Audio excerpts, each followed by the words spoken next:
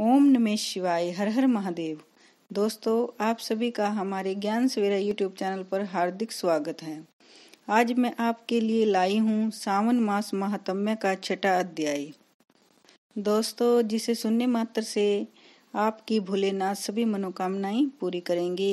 यदि आपने हमारे चैनल को अब तक सब्सक्राइब नहीं किया है तो जरूर करें और बेल आइकन का बटन दबाना ना भूलें, ताकि आपको हमारी आने वाली सभी वीडियोज की नोटिफिकेशन मिलती रहे। कथा को पूरी सुनने के बाद कमेंट बॉक्स में शिवशंकर भोलेनाथ की जय जरूर लिखें। बोलिए शिवशंकर भोलेनाथ की जय। आइए सुनते हैं सावन मास का 6वां अध्याय। सोमवार के व्रत की कथा। श्री अनंत कुमार ने श्री सदाशिव से कहा, हे देव, मैंने सब सुखों को देने वाले महात्म्य को सुना। अब श्रावण महीने के सोमवार व्रत की कथा सुनाइए।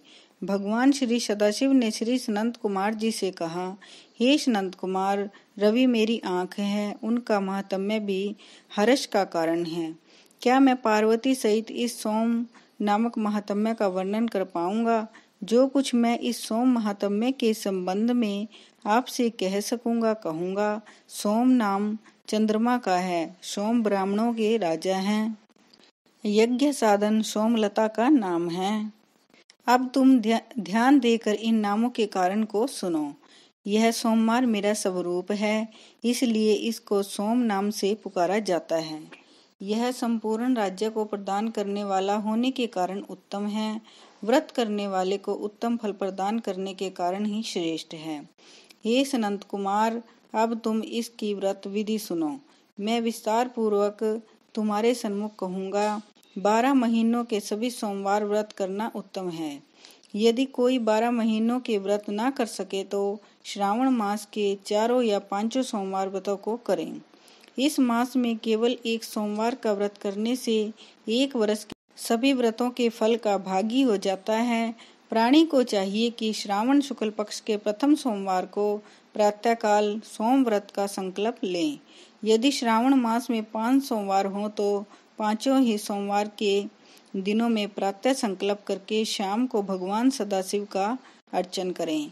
सायंकाल में भगवान सदाशिव का षोडशोपचार से पूजन करें और फिर एकाग्र मन से भगवान श्री सदाशिव की कथा को सुने। मैं इस सोमवार व्रत की विधि को तुमसे कहता हूँ, ध्यान पूर्वक सुनो। श्रावण महीने में पहले सोमवार को इस उत्तम व्रत का ग्रहण करना चाहिए। स्नान आदि करके हर प्रकार से शुद्ध होकर श्वेत वस्त्र धारण करने चाहिए। काम, क्रोध, अहंकार, द्वेष, चुगलखोरी आदि का त्याग करना चाहिए। मालती, मल्लिका आदि श्वेत पुष्पों तथा नाना पुष्पों से तथा अभिष्ट उपचारों से मूल मंत्र ओम नमः शिवाय या त्र्यंबिकम मंत्र से अर्चन करना चाहिए और हाथ जोड़कर कहना चाहिए, सर्व भयनाशन महादेव का मैं ध्यान करता हूँ। उग्र उग्रनाथ भव शशि मौली का ध्यान करता हूँ। इसी प्रकार द्वेष का मनोहर उपचारों से अर्चन करना चाहिए। अपने धन के अनुसार इस व्रत को जो करता है उसके पुण्य फल को सुनो।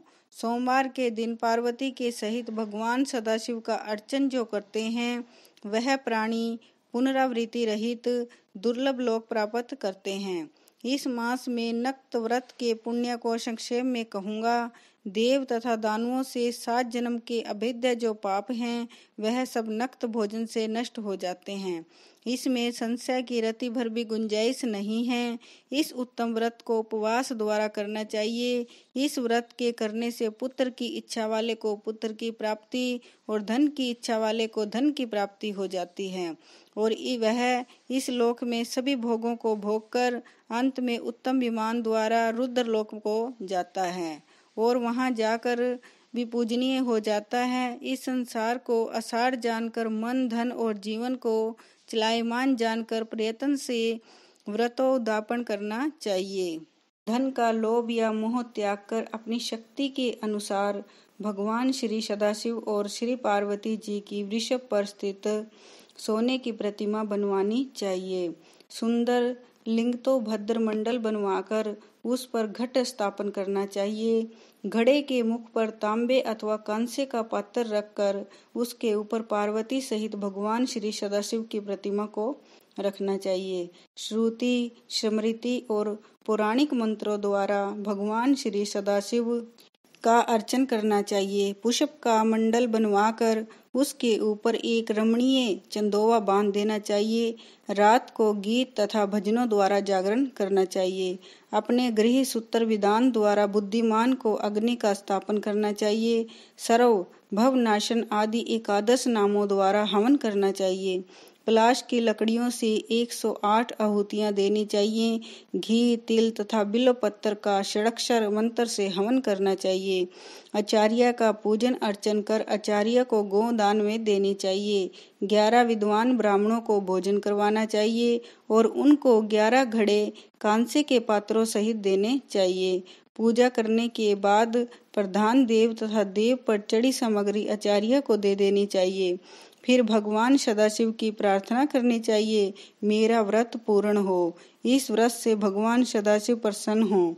इसके बाद प्रसन्नता पूर्वक अपने परिवार के सदस्यों के साथ मिलकर भोजन करना चाहिए। जो इस विधान द्वारा इस व्रत को करता है, वह जिस वस्तु की इच्छा करता है वह उसे प्राप्त हो जाती है। इस लोक में बहुत समय रहकर अपने इष्ट भोगों और पदार्थों को भोग कर अंत में उत्तम विमान द्वारा शिवलोक में जाकर पूजित हो जाता है। इस सोमवार व्रत को पहले भगवान श्री कृष्ण जी ने किया था, उसके पश्चात उत्तम राजाओं और धर्मात्माओं ने किया। सोमवार व्रत के महात्म्य को जो सुनेगा वह भी इस व्रत के फल का भागी होगा। बोलिए गौरी शंकर भगवान की जय।